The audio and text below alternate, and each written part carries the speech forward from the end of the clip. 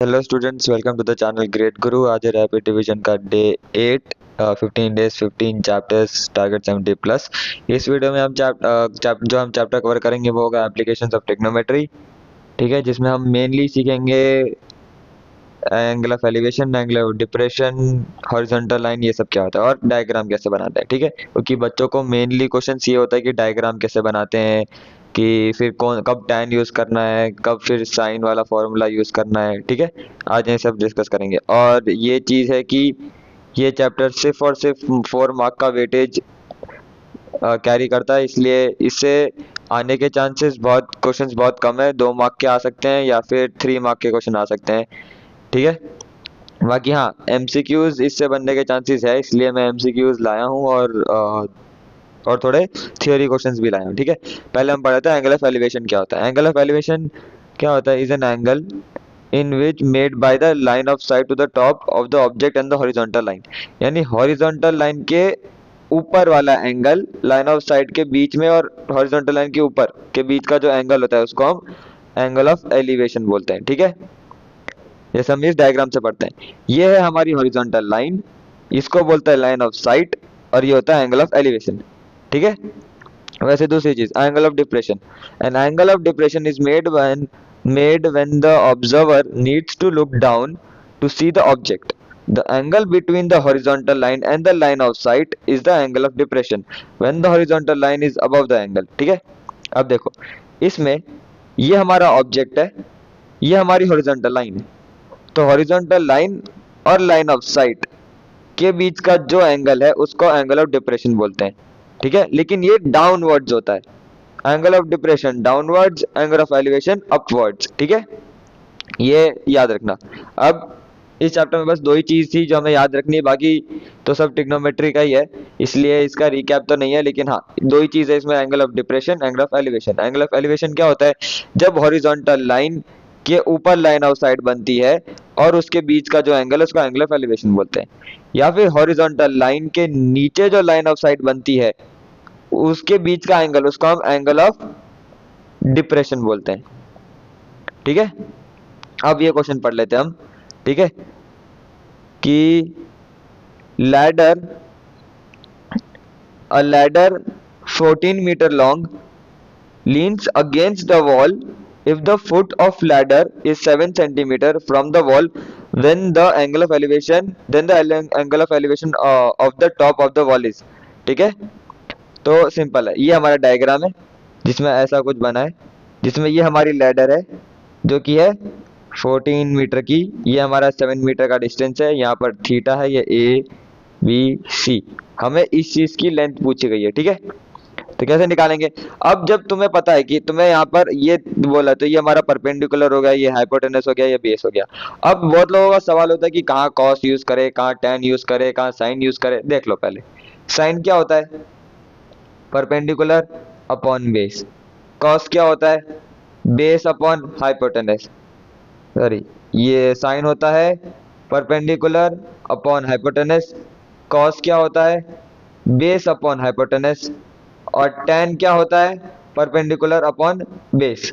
ठीक है, अब इस चीज में ध्यान रखो एक चीज की, इस क्वेश्चन में थीटा में बेस दिया हुआ है ना, और परपेंडिकुलर पूछा गया है। ठीक है, और हाइपोटेनस भी दिया गया है। लेकिन अगर मैं इस समय और थीटा पूछा गया है, मैं यहाँ पर हमसे एंगल पूछा गया ना, तो हमसे थीटा पूछा है, तो कॉस क्या होता है? Base upon hypotenuse. हमारे पास बेस भी है, हमारे पास हाइपोटेनस भी है, कॉस लगाओ, थीटा मिल जाएगा। समझ गए? वैसे अब इसमें, a peacock sitting on the top of a tree of height 10 metre observe a snake moving on the ground. If the snake is 10 root 3 meter away from the base of the tree, then angle of depression of the snake from the eye of the peacock is। इसमें भी angle ही पूछा गया। ठीक है, जैसे ये theta है तो ये भी थीटा होगा। ठीक है, अब इसमें हमने tan क्यों यूज किया? tan थीटा क्या होता है?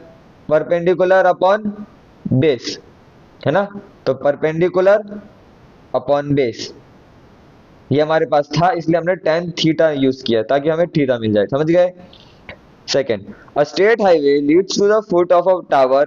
A man standing on the top of 75-meter high observed two cars at angle of depression 30 degree and 60 degree when which are approaching the foot of tower. If one car is exactly behind the other on the same side of the tower, find the distance between two cars. और यहाँ पर √3 की value दी है जो तुम्हें use करनी है, ठीक है।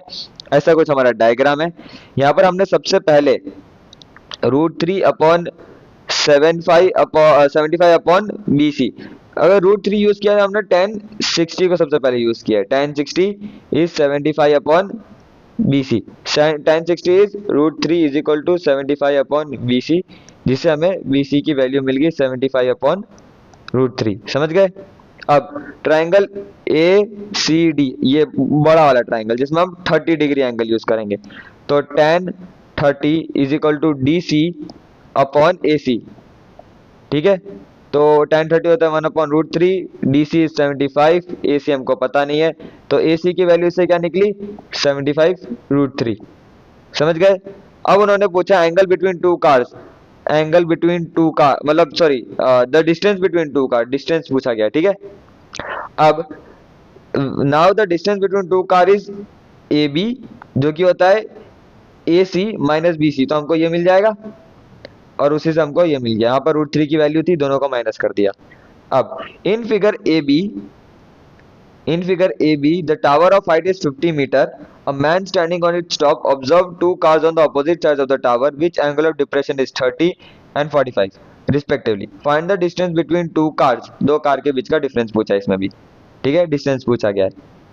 अब C and D be the position of two cars, C और D पोजीशन है दो कार्स की, ठीक है। ऊपर खड़ा एंगल ऑफ डिप्रेशन से देख रहा है दोनों को, एक 35 से एक 45 से, तो हम सबसे पहले tan 45 यूज करेंगे। क्या यूज करेंगे tan 45, समझ गए। अब tan 45 क्या होता है